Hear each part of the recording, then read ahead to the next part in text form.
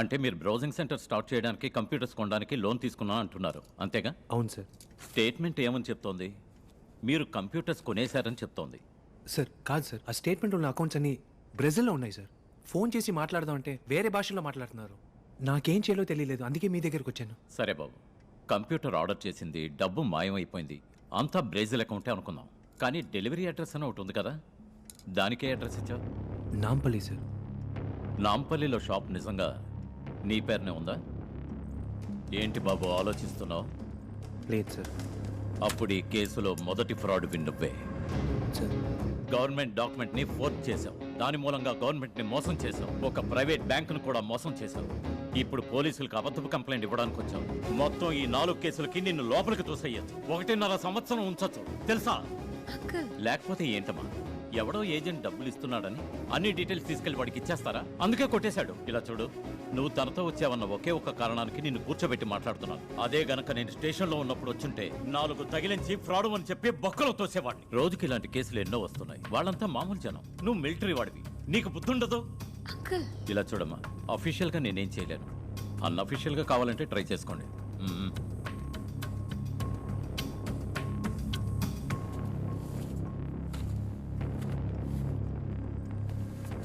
ఏయ్, ఇలా చూడు, ప్రతి నెల డ్యూ కరెక్ట్గా కట్టలేదనుకో, బ్యాంక్ వాడు నీ షాప్కి వస్తాడు. షాపు నీది కాదని తెలిసిపోతుంది, నువ్వు జైలుకి వెళ్తావు. జాగ్రత్త.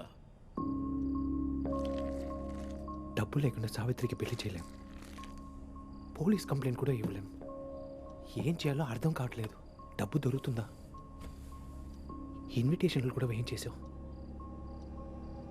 నాకెందుకు తప్పు చేశానని అనిపిస్తుంది మావయ్య. వదిలే కరుణ, అనవసరంగా మనసు పాడు చేసుకోకు. నువ్వు క్లియర్గా ఉంటేనే నెక్స్ట్ మనం ఏం చేయాలో ఆలోచించగలం. టెన్షన్ పడకబ్బాయ్, డబ్బు దొరుకుతుందిలే. ఏం కన్నా, కావాలంటే మనం ఇంకో బ్యాంకులో 10 లక్షలు అప్పు తీసుకుందామా?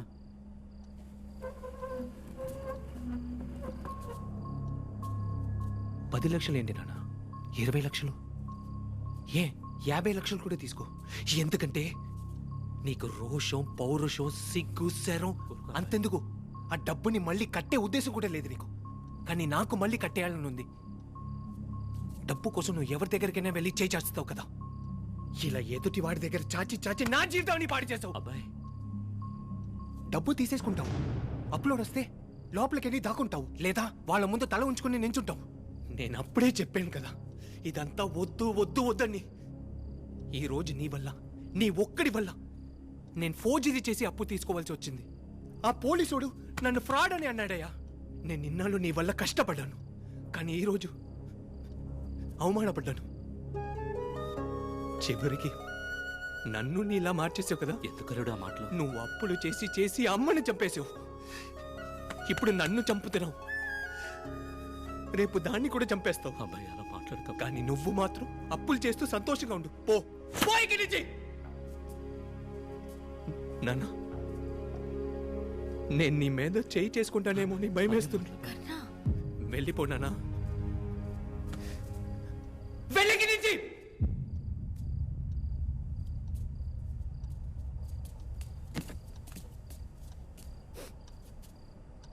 6 లక్షలు ఫ్రాడ్ చేసిన డబ్బే ఒప్పుకుంటాను. ఆ మిగిలిన 4 లక్షలు మా అమ్మ కొట్టు మెషిన్ని తొక్కి తొక్కి సంపాదించిన డబ్బు, అది నాకు కావాలి. నేను వదిలిపెట్టాను. అబ్బాయి,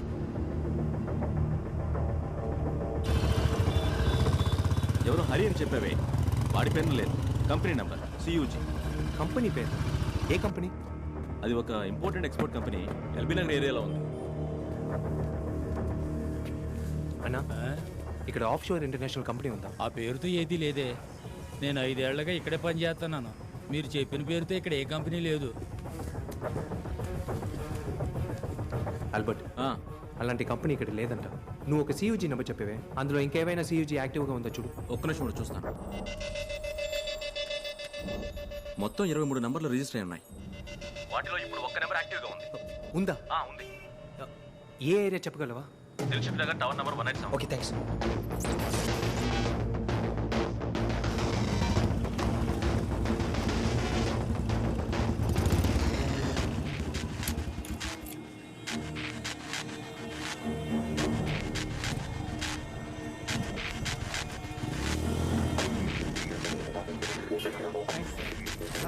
థ్యాంక్స్ వద్దన్నా, నీకు వచ్చే అమౌంట్లో 10% ఇవ్వు. అలాగే సార్. మిగతాది నేను చూసుకుంటాను. సరే సార్. ఏం కావాలి, ఏం తీసుకురావాలి? 3 పాస్పోర్ట్ సైజ్ ఫోటోలు, రేషన్ కార్డు ఉంటే రేషన్ కార్డు తీసుకురండి, ఇన్సూరెన్స్ పేపర్లు ఉంటే తీసుకురండి. ఇంకేం అవసరం లేదు, మిగతా నేను చూసుకుంటాను. 8 లక్షల లోన్ అమౌంట్, అందులో 10% 80,000 నాకు ఇచ్చేయండి. సరే సార్, థ్యాంక్ యూ సార్.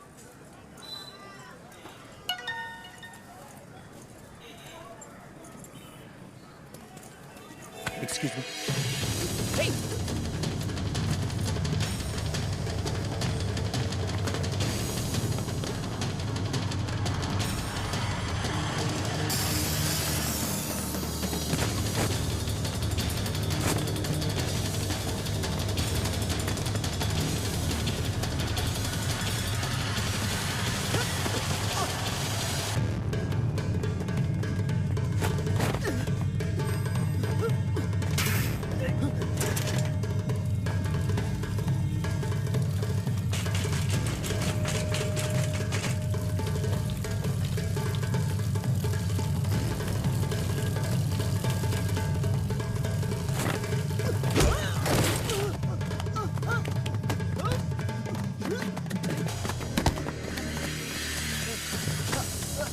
నా డబ్బు ఎక్కడరా?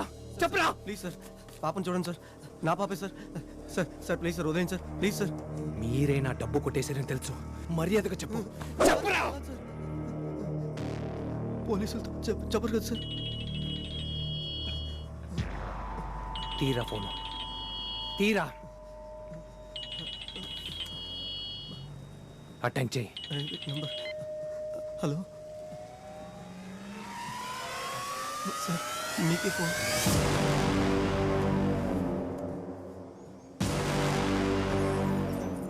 అన్నయ్య ఏమైనా చెప్పాడా సావిత్రి? ఫోన్ చేశాడు. మన పెళ్లికి డబ్బు ఏర్పాటు చేశాడట. ఇన్నాళ్ళు చుక్కలు చూపించావు కదా, నీ సంగతి ఫస్ట్ టైం నాడు చెప్తానే. అలాగా? ఏం చేస్తావేంటి? ఏ నీకు తెలియదా? Hi chip. పాపం చిన్నపిల్లలు ఎవరు వినరని మాట్లాడుకున్నారు.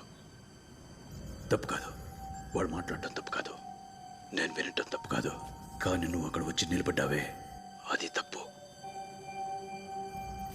చెయ్యి తీయరా. మేజర్ కరుణాకర్, ఒక్కడుగు ముందుకేస్తే నీ చెల్లెలు మాట్లాడింది ఇంటర్నెట్లో ఉంటుంది, ఇంకొక అడుగు ముందుకేస్తే ఆ లింక్ తన ఫేస్బుక్ వాల్లో ఉంటుంది. వాడి ద్వారా నన్ను పట్టుకుందామనుకున్నావా? నా దృష్టిలో నువ్వు ఆఫ్టర్ ఆల్ ఒక నంబర్గా ఉన్నంత వరకు నీకు ఏ ప్రాబ్లం లేదు. మనిషిగా మారాలనుకున్నావో లేపేస్తా. Exactly like that.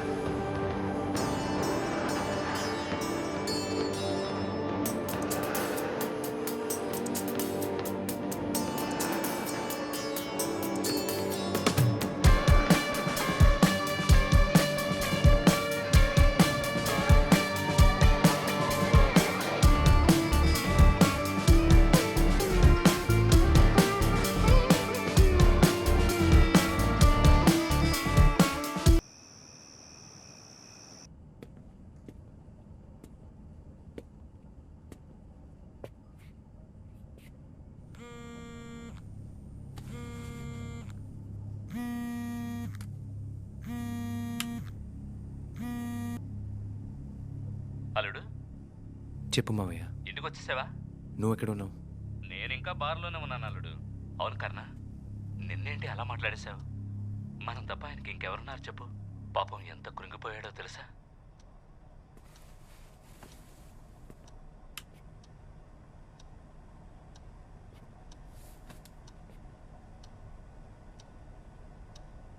నానా రా భోంచేద్దాం. నానా రా భోంచేద్దాం. ఇప్పుడు ఎందుకు ఏడుస్తున్నావు? నిన్నేదో కోపంలో మాట్లాడాను, అదంతా మనసులో పెట్టుకుంటావా? నాకు నీ మీద కోపమే, కానీ ద్వేషం లేదు. కోపం ఎక్కువసేపు ఉండదు, డబ్బేగా పోతైపోయింది. కానీ నేను నిన్ను ఇలా చూడలేకపోతున్నాను. నన్ను క్షమించయ్యా. అంత మాట అంటావేంటి నాన్న? రా భోంచేద్దాం. ఏంటి నాన్న? నేను విషయం ఏంటి విషం తాగేశానయ్యా. ఏమంటున్నావు నువ్వు? నేను తొందరపడి. ఏమైంది నాన్న? రక్తం వస్తుంది నాన్న.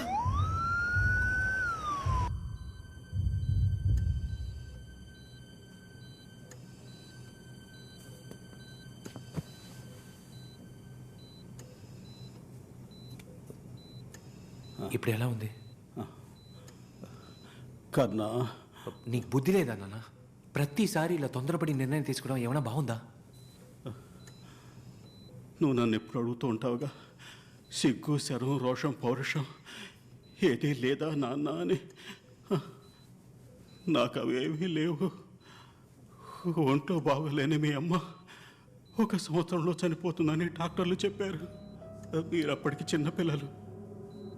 మీతో చెప్పగలనా 1 సంవత్సరంలో మీ అమ్మ చనిపోతుందని? ఎవరెవరిని అప్పడగలను అందరినీ అడిగాను. నాకు తెలుసు నేను ఆ అప్పులు తిరిగి తీర్చలేను అని. 1 సంవత్సరమే బతుకుతుందన్న మీ అమ్మని 3 ఏళ్ళు మీతో ఉండేలా చేశాను. అందుకే నా అప్పులు చేశాను.